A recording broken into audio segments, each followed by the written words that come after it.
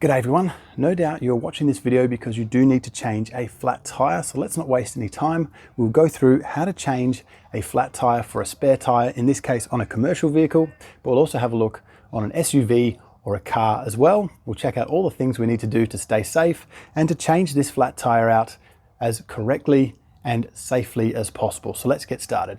Okay, of course, we want to get the vehicle off the road as far out of the way of traffic as possible, but still somewhere where we can jack it up off the ground. If it's not safe to stop, you can drive on a flat tire for a couple of 100 meters if you need to. It's much better than getting hit by a car.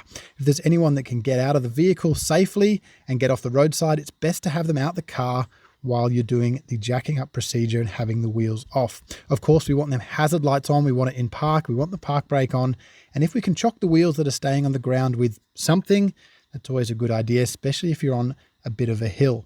Now we need to find the jack once the car is safely stopped and we have them hazard lights on.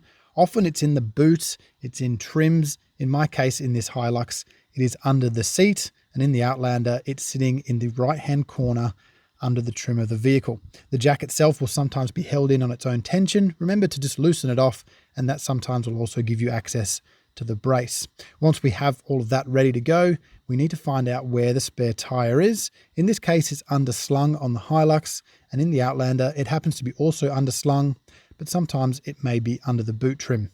The Hilux, we have to wind it down on the chain. Let's hope it's not too rusted in there, and then we can remove this little adapter and drag the tire out from under the vehicle. In the Outlander, there's a piece of trim here we remove, and then we use the wheel brace to lower the spare wheel down. We don't lower it all the way to the ground. We lower it enough so we can unhook this particular threaded hook here.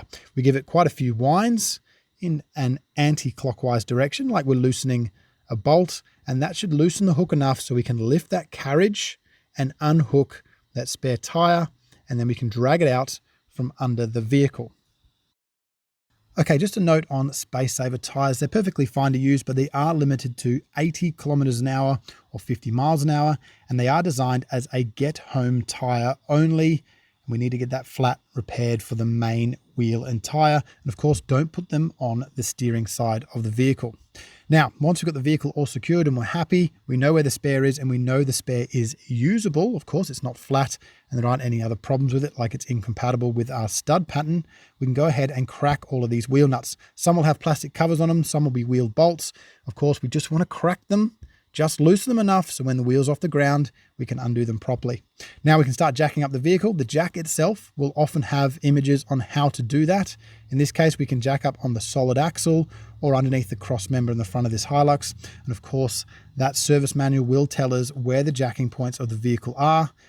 And of course, in this case on the Outlander, it also tells us where we can jack up this vehicle. So we put them in them jacking spots, make sure it's nice and stable, and we have solid ground underneath. If you don't know where the jacking points are, somewhere structural, somewhere that is heavy duty, we don't want to put it on panels, we don't want to put it underneath sumps or housings. Make sure we're jacking it up in a good, strong place on the vehicle.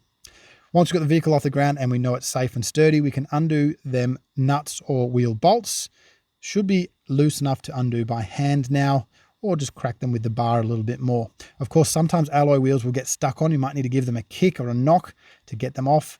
They do corrode onto that center hub sometimes, hopefully not too badly, because of course we don't have tools on the side of the road to get them off. Just be careful if you're giving them a knock with your foot that the jack is sturdy enough. Put them underneath, that's that flat tire, put that underneath the vehicle and make sure it's well under there, because if the jack slips, that might just save the car from hitting the ground. Once we're ready, we can put that spare on. I'm just using my feet here to lift up these tires. They're pretty heavy, you don't want to hurt your back. You can just use your feet to lever it up a little bit, get all them nuts on and do them up nice and evenly. You can see here, I'm just doing them up till the wheel turns. They're not tight, but they're tight enough to have that wheel mounted properly. Once we lower the car safely back on the ground, that is when we'll tighten them up. Of course, you're not going to have a torque wrench with you. It's very unlikely. Just tighten them up with that short wheel brace pretty much as tight as you can in a clockwise direction. Then wheel braces tend to be quite short. And if you tighten them up as hard as you can, you're probably pretty close to the required torque anyway. Of course, then we need to pack up our spare. We can chuck it back in the boot or somewhere if we're going to stop at a tire shop. Make sure everything's packed away and everything is tight to get on our way. Thank you very much for watching.